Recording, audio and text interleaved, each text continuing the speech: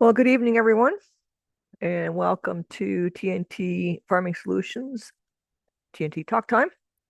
And on this December 18th, 2025, we're going to be talking about the 2025 trials that were done in cooperation with Rise Bio. So we're actually going to be going through some of the highlights and takeaways of that study. So grab a pencil and paper for notes. We're going to be I'm just like I said, it's going to be highlights and takeaways. There's a way more data in the trials than what I'm presenting here. And I will be able to pull up some of the tables and stuff afterwards if you're interested and you want me to pull that up. Um, but it's going to be a general overview. So, what we're going to be doing today is we're going to go over the trials that were done this year. We're going to review some of the positive responses that we saw from the trial. And of course, we're going to do some of the negative responses, the good, the bad, and the ugly. Now, that doesn't mean yield data and ROI is ugly, but we are going to go over that as well. Because, of course, at the end of the day, that's what matters. ROI. What does it do to your pocketbook, your wallet, your bank account?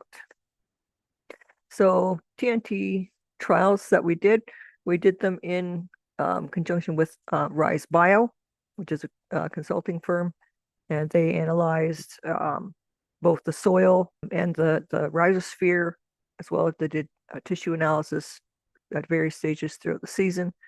And that was done in conjunction with Jared Burkholder, who did a soybean trial, which we did those types of tests as well. But his primary focus was to see the impact of the high energy fish on soybean cyst nematode populations, because in his fields that he's been using the high energy fish for 3 years, he has seen about a 97% reduction in soybean cyst nematode counts in his soils from over 10,000 down to about 300.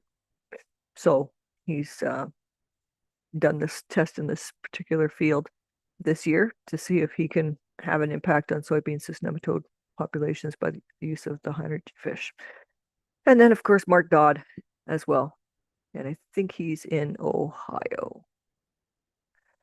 So, as far as the corn goes, what we did with the corn, so the control for the corn, because of course, ideally you would want to use absolutely nothing and then use whatever you want to see what its impact is going to be. But realistically, most farmers don't use nothing, they usually use something. So, this particular farmer who's participating in these trials with Mark Dodd, this was, part of his program was 5 gallons of 824 liquid pop up with 10 gallons of 28 UAN and a 2x2, and then 60 gallons of 28 as a side by side at V4 or 5, I think, and then around VT, I think is when they put, I put quit, it's quilt, XL fungicide. So what we did in the first trial and the second trial is we reduced the 824 from 5 gallons to 3 gallons. So there's a little bit of a reduction in fertilizer use and a cost savings there. We also added 2 quarts of high energy fish in both trials.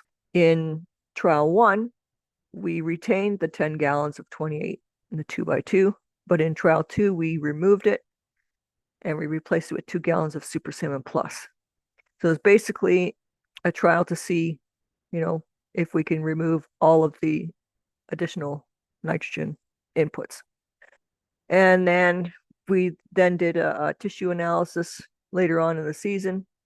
And on both the trial 1 with only high energy fish and trial 2 with high energy fish and Super Salmon Plus, it was determined that additional nitrogen was not needed. And so the 60 gallons of 28% that was put on the control, as the normal practice and program that the farmer uses, was not applied to trial 1 or trial 2. So you had a reduction of 60 gallons of nitrogen on both those plots. So the trial 2 with the Super Salmon Plus had no supplemental nitrogen other than what was in the original 3 gallons of 824 that was put in trench at planting. Both the trial 1, trial 2 with the high energy fish had no fungicide, no quilt applied to them. And they both had a gallon of high energy spray as well. And that was put on at the same time as what the Quilt XL was put on, so around tassel time, so later on in the season. So there's the difference in the two trials compared to the control plot. For the soybean, the control had none, and the trial spot had 3 gallons of high energy fish and half a gallon of Super Salmon Plus with 1 gallon of squid juice and 1 pint each of 2 different microbials that Jared was using. I can't remember what those were. Some of the positive responses that we saw was increase in microbial diversity from between 420 and 1390%.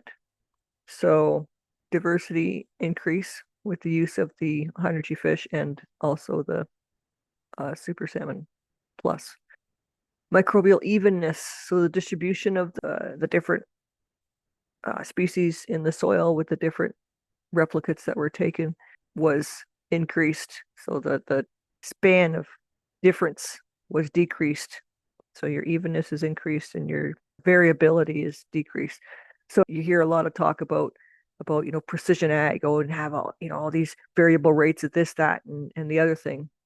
When you have more even microbial activity, you have more even nutrient uptake, you have more even plant response, and you don't really need that precision ag with variable rates all over the place. Having said that, this field that this was done in was very variable from sandy all the way through to clay. So as the different trials and control plots were actually in quite different soils, so that added some interesting things to the plot. Calcium increased between 10 to 20% in the rhizosphere. In one instance, it actually resulted in a substantial increase, over 45% in the plant tissue. And another one, the other trial actually had a 25% lower calcium level in the tissue. So I guess it depends on what's going on in the field and moisture levels. And I think there was some drought in this field, which would also impact the uptake of various different things. There was no difference in plant nitrogen, where there was no additional nitrogen added. It was essentially the same as the control. And it was up 14% in the high energy fish only trial, where there was 10 gallons of 28 put in the 2x2 at planting. So essentially the plants had plenty of nitrogen. Plant molybdenum levels were up 37 to 47%. And I don't believe that there was any molybdenum supplemented to these plants. So this is significant when you know that molybdenum is used as a catalyst for converting nitrates, which is like a dinner bell for insects. It's a form of nitrogen that they can metabolize and digest and convert those nitrates to amino acids and proteins in the plant, which insects can't digest, right? So important. 86 to 92% reduction in penicillium in the soil. So again, we don't talk about disease suppressive soils. Penicillium can be a pathogen that causes cob rot and molds on the grain, and specifically in corn as well. 78 to 80% reduction in fusarium. So that's significant. Again, that's in the soil. So if it's not in the soil, then it's less likely to be blown up or splashed up onto the plants in order to infect the plants and then cause problems with mycotoxins later on in the season. Arthrobacter, which is a nitrogen fixer and a nutrient cycler, was up 69 to 82%. So that's significant. Free living nitrogen fixer in the soil. So hence, one of the reasons why the plants had sufficient nitrogen. Bradyrhizobium is another nitrogen fixer. It also provides plant growth hormones and modulates and stimulates the plant's immune system. It was up 29 to 215%. It also cycles nutrients in the soil. So that's a good one there. And the number of abundant pathogens was reduced by 30 to 47%. So that's significant as well. So again, the promotion of disease suppressive soils. And the last sample that we did was at V8, I think it was. Let me just check. Yes, V8. And at that point, the control soils were showing tar spot, where they weren't showing it early in the year, but they were showing it at V8. The treated soils were not. There was no tar spot found in the treated plots, but it was found in the control plot. So I know that's a pathogen of concern in corn these days. Maybe something to keep an eye open on and watch. Now, of course, we don't want to glance over the negative responses, so let's have a look and see what happened there. So we had soil and root sulfur levels dropped, but the tissue levels were higher. So you may need to supplement with a little bit of sulfur to replace that. Soil manganese levels dropped, but again, tissue levels were higher. Soil copper levels dropped, but again, tissue levels were higher. So while the soil levels, what you see on a soil test or around the root zone was lower, obviously there's something that's being, a mechanism that's being triggered that is allowing for the crop to take up what's being solubilized and take it into the tissues more effectively. Aspergillus, which is another pathogen that causes corn ear rot, was up 111 to 393%. So that's a potential concern. Aspergillus will increase when there's environmental stresses like drought or excessively wet or excessively dry, or so. And I think there was some drought in this field, which could explain why this proliferated so much in response to those stresses.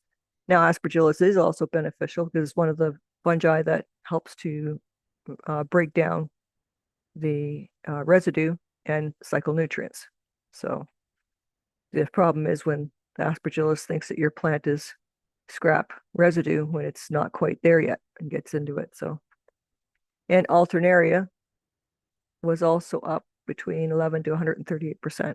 And while it can produce disease in a healthy plant, the alternaria is actually beneficial by suppressing and outcompeting other pathogenic fungi. In exchange for that, when the plant starts to senesce or when it becomes nutrient deficient or stressed, and then the alternaria figures that, oh, well, the plant's on its way out, now it's my turn, and it then manifests itself and does its thing, and then we perceive that and we see that as a disease outbreak. So, but while the plant's healthy, the alternaria actually wards off other ouchies. So it's kind of a two-way street there. So on Jared Burkholder's soybean trial, in his going out into the field to check and see how things were progressing, they were growing well. He was pulling up. If you were listen to if you were on the June call, I think he was on that. He was discussing the trials and pulling up some pictures with root mass, the vegetative mass, and the nodules were higher in the test plot. And he was really, really happy with how the test plot looked and how it's progressing. However, nature refused to cooperate and brought on drought. About 6 weeks without any rain, right at the pod fill stage. And so that basically caused the owner of that field, the farmer who he was working with, to just basically give up and call it quits on that field, basically to scrap it. So those decisions are made when you have crops that you see aren't going to, make it would have been nice to see the poor yield versus really poor yield, or, something like that, but the farmer shut her down. But there is good news, because the actual reason why Jared did the test to check on the soybean cyst nematode numbers, he will still be able to do that next spring.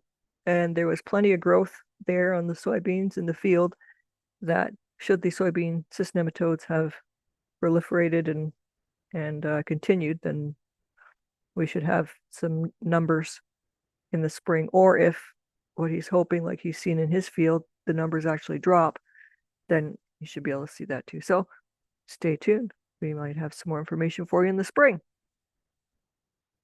So now let's get to yield and calculating return on investment.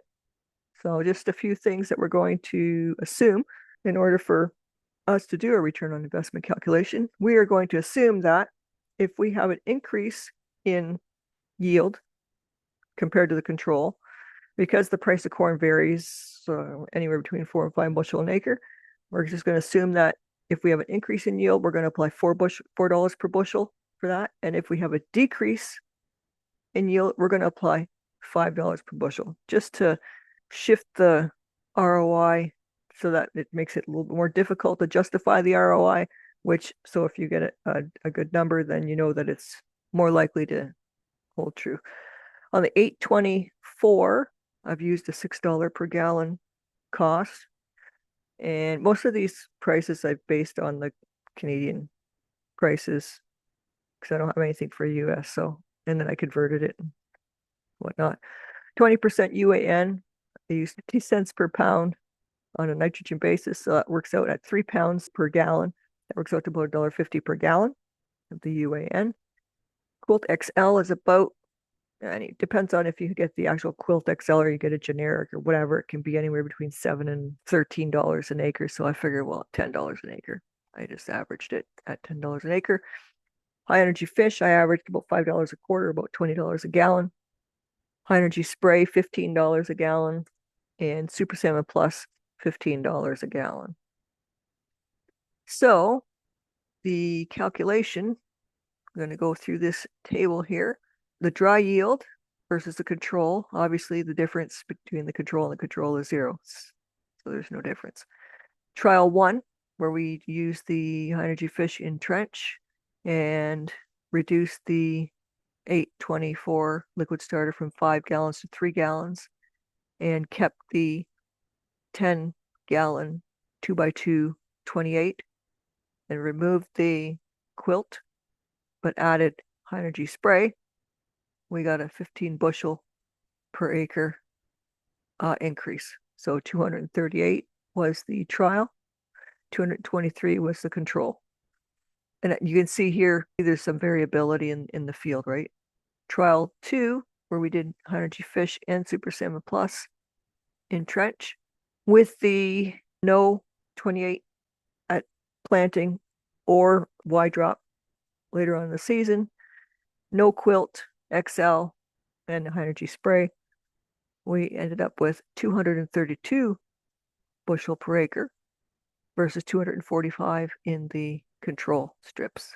So there was a 13 bushel per acre drop in yield there. So you might think, oh boy, we're not done yet. So on the revenue from those plots on the control, we're going to call that the baseline. Trial 1, we had 15 bushel per acre. Remember, we said $4 per bushel if we got an increase. So that works out to $60 per acre, $60 per acre. And on the 13 bushel drop times $5 per bushel, $65 drop versus the baseline. So on your expenses, your 5 gallons of liquid starter was $30 and 3 gallons was $18. So $12 difference there.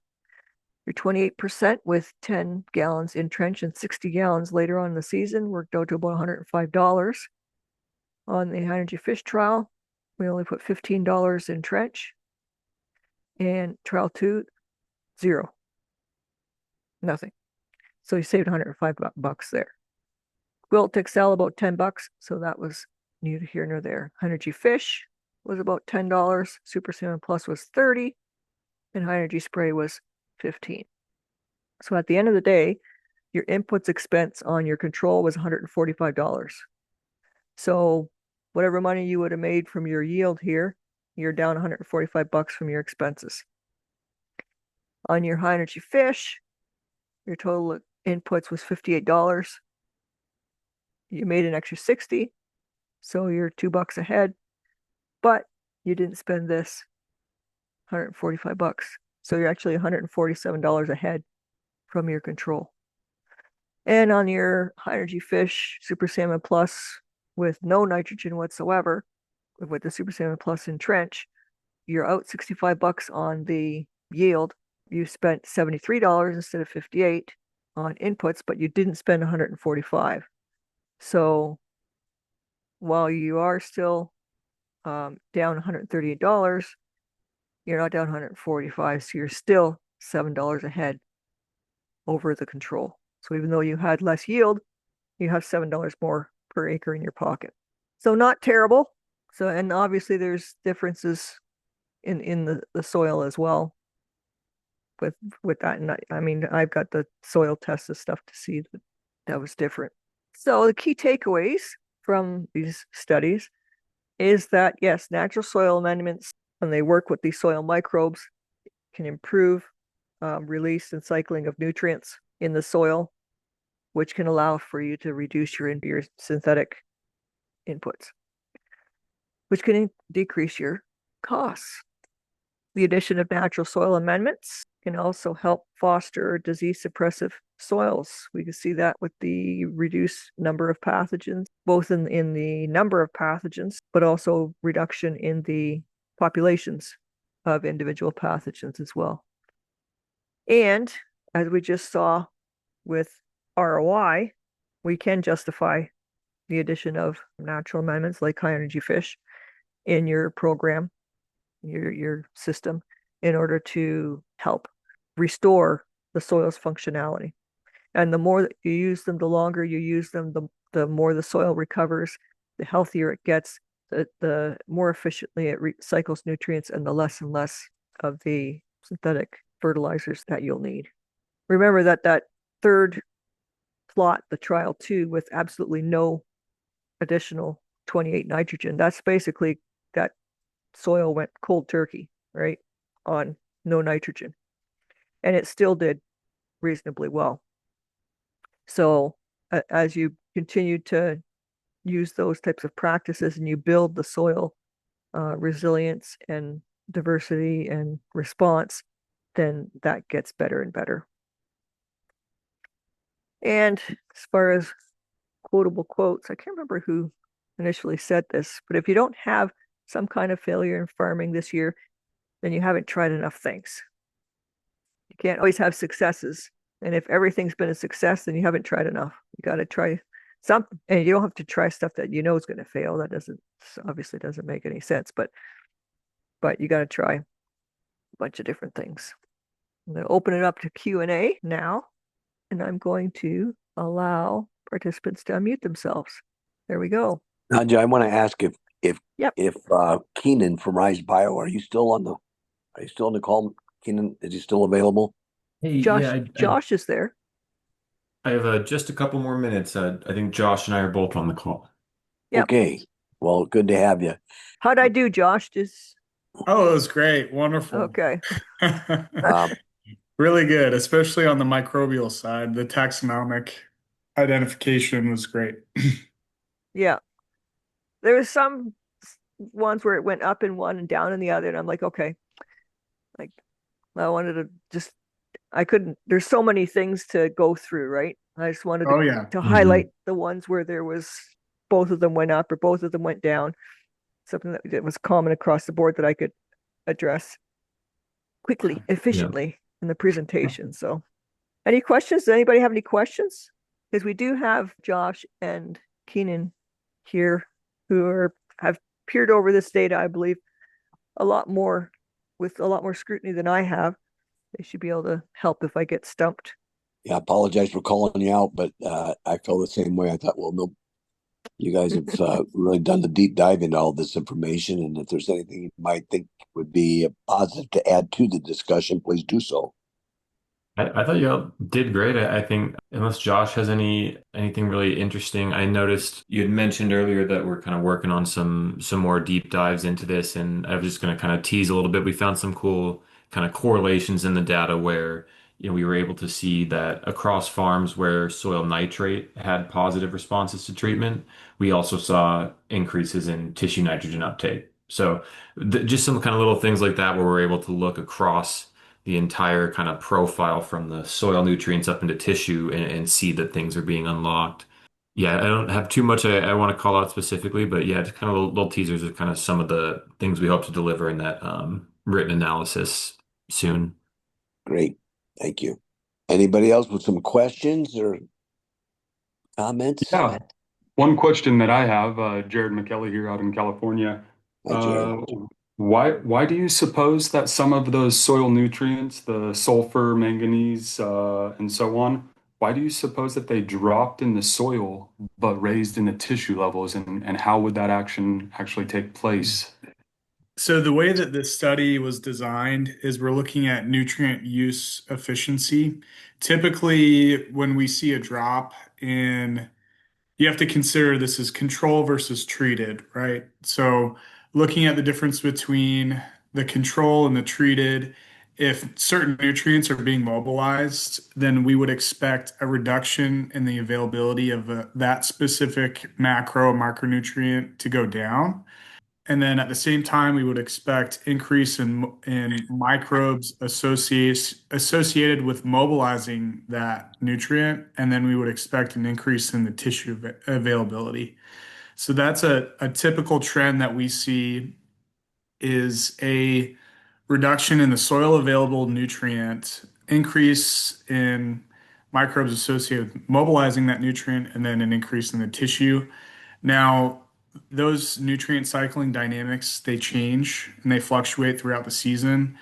In some instances where maybe the plant isn't demanding a specific nutrient, like for instance, I would say nitrogen at later growth stages, we would see, storage of nitrogen in the soil and then turning off of the microbes associated with mobilizing that nutrient and then stability and the nitrogen levels in the tissue. So it's just kind of a way to look at nutrient use efficiency. That's fascinating. So, if I understood that correctly, it's not necessarily that it was a negative. It actually helped solubilize, helped made that more bioavailable. That's exactly right. Yeah. Yep. It just Wow. looks when you look at the soil analysis, it looks like, oh my nutrient levels are way low. This is terrible. But when you look at the other pieces of the puzzle, then you can see that they're lower because the plant is actually sucking it up as fast as it's being made available, right? And Yeah. that Absolutely. transfer is efficient. And I've seen that in long-term organic fields that have had enough time to basically break down a lot of the toxins that have been put on it, 10 plus years in organics where they have, single digit phosphorus numbers on a soil test. You would think that's just absolutely horrible. You can't grow anything on it. And then when you do a tissue analysis through the season, the phosphorus numbers are fine in the plant. So obviously the soil is making sufficient phosphorus available and it's being translocated to the plant, which is kind of how the natural system is intended to work so that you don't have excess soluble phosphorus in the soil that's going to then Mhm. leach and go out to the rivers and lakes and stuff, right? So that's just the smart way to do it. Yeah. And to provide a little bit more context, so the soil fertility analysis was shaken off of the roots of the plant. So it's not like we're taking cores from the middle of the rows. The soil that was collected was from the root ball of the crop. And so in replications, we're looking at a lot of different plants. And when you look at that, and I'm looking at this data now, in some instances, we saw a substantial reduction in the nutrient that's in that root ball, and that's because it's being mobilized and pushed into the crop. And we typically see, kind of in the later growth stages, photosynthesis is improved. We have more carbon fixation. So we're improving the microbial available carbon that's in that root zone to kind of replenish some of those macro micronutrients that were lost due to the plant demanding that nutrient throughout the season. It's a really interesting way to look at the data. Oh, fascinating. It's essentially optimizing all of the properties and processes going on within the immediate rhizosphere, yeah? Exactly. Mhm. Wow. Wow. Fascinating. Great work, guys. Oh, thank you. And then, the bulk of those micronutrients and everything, as long as you're not removing the stubble, and if you're allowing that to cycle and break down, then that then becomes available eventually over the next couple of years. And that's how you can build up bioavailable nutrient levels in the soil, right? We actually did see increased levels of the organic carbon breakdown genes that we look for in the treated areas. I think that was one of the treatment effects that we noticed. So Mhm. yeah, we can see Yeah. that right from the kind of horse's mouth. We're breaking that down faster to then feed those microbes who can then go and perform those nutrient cycling functions, or the product is anyway. So in a way, is that essentially creating the development of humics or fulvics in that Exactly. zone? Wow. Yep. Wow. And so that's what we're looking for, is the microbial pathways that actually create those, humics and fulvic acids and the organic acids that they're using that will build humus out of that kind of organic matter that's in the soil. So, or those complex organics. Yeah. Absolutely fascinating, guys. Mhm. And I think at the end of the season, or closer to V8, at V8, we saw a 24% uptick or increase in soil available carbon, 25% increase in soil available carbon. So that is primarily due to water extractable organic carbon, which, if y'all are familiar with the Haney analysis, H2O extracted carbon, I would say, and if you talk to the Haneys or people that are familiar with that type of test, the water extractable organic carbon is probably one of the most important metrics in the Haney analysis, because that is the one metric on the Haney analysis that's correlated with pretty heavily with yield out in the field. So Yeah, because that's your water soluble carbon feed source for your soil microbes, right? that's right. Yeah. Yeah. Kind of a quick and dirty way of doing that, if you wanted to do that out in your own field, is bring a bucket of water Hmm. and dig up a corn plant, and you don't have to knock off all the dirt. If you're sandy soil, you want to try and maintain some soil on it, and then you just dunk that in the bucket like you would a mop and Hmm. swoosh it around, and then leave it sit there and see how much it foams up. And that kind of Yeah. gives you an idea of how much soluble food is available to the microbes, which you've washed off the roots with the food, and they start going at it, and then they form a froth on the surface of the water. That's a quick and dirty infield test of that rhizosphere activity. Good to It's know. similar I'll to have how to use that on the fly. Hmm. it's actually a similar method to how they measure the microbial respiration in the Haney test, or similar principle anyway. You're kind of seeing that same phenomena, I Yeah, think, happening. yeah. And in the Haney test, they got instruments to measure the CO2 that comes off of it and everything, and all you're doing is looking at it Exactly. foam and bubbles. So But yeah, it's a very it's qualitative instead of quantitative, but that's okay. yes, yeah, yeah. Mhm. Mhm. But Fascinating. it's good way to do a pulse check on your field, right? Mhm. Yeah. One thing I really wanted to highlight in this analysis, and something that is really critical, especially in these really complicated agricultural ecosystems, is the control sample without treatment or anything like that. It was in the 1 to 5 percentile as it relates to diversity and evenness. What that means is you have one or two, maybe three microbes that are completely dominating that system. Could have been a fusarium, or I'll have to look back to exactly what that is. It's a Pseudomonas Yeah, probably genera. Pseudomonas.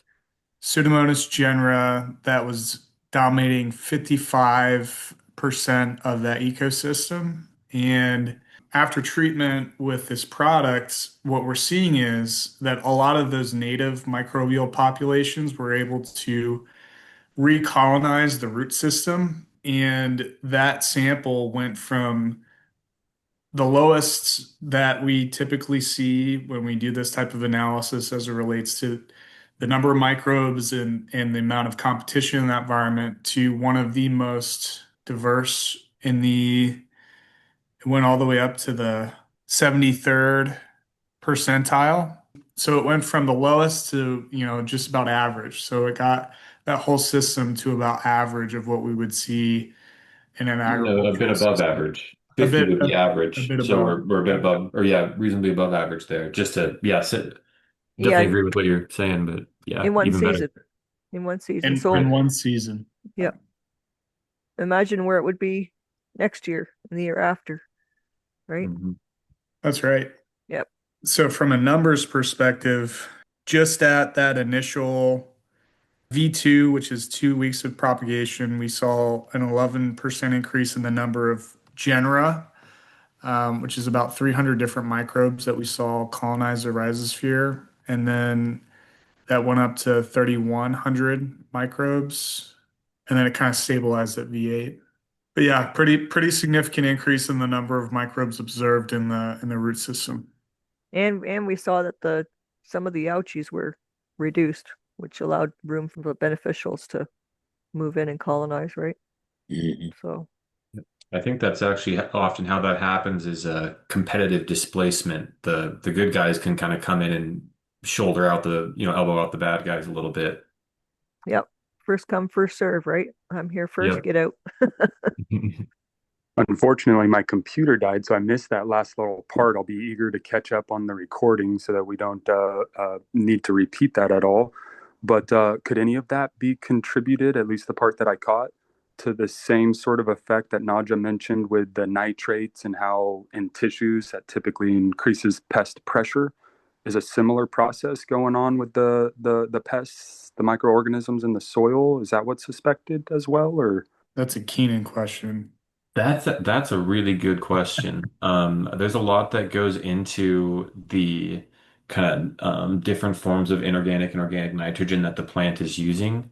I will say that we have our organic nitrogen breakdown metric as well. That kind of is, similar to the carbon, but it'll end up producing those amino acids and protein precursors and urea in the soil for the plant to uptake. And I generally would say that the plant will have a better time converting nitrates into more complex forms of nitrogen or organic molecules in the presence of good macros and micros, basically, and even some of those trace elements. I think Nadja had mentioned molybdenum there as well. So yeah, if you have a healthy microbiome and you're able to cycle some of those micronutrients really well, you actually set the plant up to be able to make those conversions. So I think actually what you're getting at probably makes a lot of sense that it's just kind of a roundabout way to get there. I think that yeah, that kind of generalized improved nutrition will allow the plant to perform those secondary functions of trying to move more of its nitrogen into more stable forms. Yeah, and then some of the organisms like the Brady rhizobium, they don't produce nitrates Right. or even ammonium. They produce amino acids and some other form of nitrogen that's more complex form. So the plant's Mm. actually pulling up the half-built protein already, right? So it makes the Mhm. nitrogen use even that much more efficient when the plant doesn't have to build the nitrogen containing compounds from scratch, right? It's able Yeah. to get the microbes in the soil to do some of the prefabrication, right? Yeah.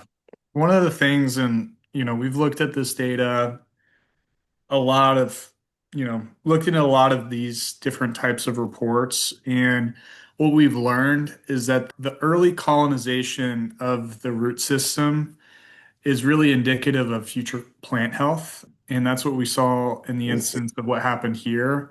At week 2, and we're talking specifically about the nitrogen cycle. At week 2, when we pulled the root sample from the field, and this is with the high energy mix, We saw an increase of about 12% of nitrification, which is converting ammonium into nitrates and nitrites. And then we saw a reduction of about 38% in denitrification. Denitrification is nitrogen loss. So nitrates are N2 gas offset. And so what's happening here is that this product is stabilizing and keeping the nitrates in the soil. And we saw a slight increase in the tissue levels at the earlier growth stages, just at around 10%. And then going to V5 of the crop's life cycle, we held that 10% increase in the tissue nitrogen. And then at V8, we actually saw a 14% increase in the tissue nitrogen. And then, we started to see a little bit more nitrification, which is conversion of nitrate or ammonium to nitrates and nitrites. But a lot of that nitrogen uptick or improvement in the plant available nitrogen happened in those earlier growth stages because similar to, a human gut microbiome, when infants are eating the right foods, it's a precursor for how that human is gonna be as it relates to their health later on. And the same applies to the plant. We're seeing improvements in organic nitrogen breakdown, reductions in nitrogen loss early on in the plant's life cycle, and that translated into improvements later on in the season. And so it's a common theme that we're seeing throughout these types of reports. Gosh, that sounds amazing between the science and the products. It's very, very exciting news on the Yeah. call. One last thing, so I'm not taking up everybody's time, but essentially one of the crops that I specialize in is hemp production. And one of the things that fascinates me by that is its ability to bioremediate soils. Could it be argued that products like this make phytoremediation more effective for plants that have those capabilities? When you say phytoremediation, what are you explicitly referring to? Basically, just using photosynthesis to try to extract and remediate soils. Yeah, so if you I have a soil that's contaminated with lead, let's say, then you would yeah. grow the hemp on there, and hemp likes to pull up all kinds of stuff, which is why you really got to test that stuff. So Yes. he's asking basically if you were to use a high energy fish, would it amplify that plant's ability to work with the soil microbes to extract even more from the soil? I would generally think yes. I mean, there certainly are microbes involved with siderophore production and chelation of minerals, and it's not just iron. That's kind of what's more well defined because it's a needed plant nutrient. But some of those others, again, yeah, lead and copper or whatever you might have in the soil, they also have multiple valence states and can be transformed by microbes to something that's more plant available or just, yeah, more mobile in the environment. So at least kind of mechanistically, I think it makes sense. And even by a similar process to what we were talking before, that if there's a better baseline nutrient environment that the plant is living in, it's potentially more able to kind of do those secondary functions. So I think there's a couple ways you could look at it, but it at least makes sense to me mechanistically. Yeah, no, you guys are making this make sense to me too. And thank you, Nadja, for saying my question even better.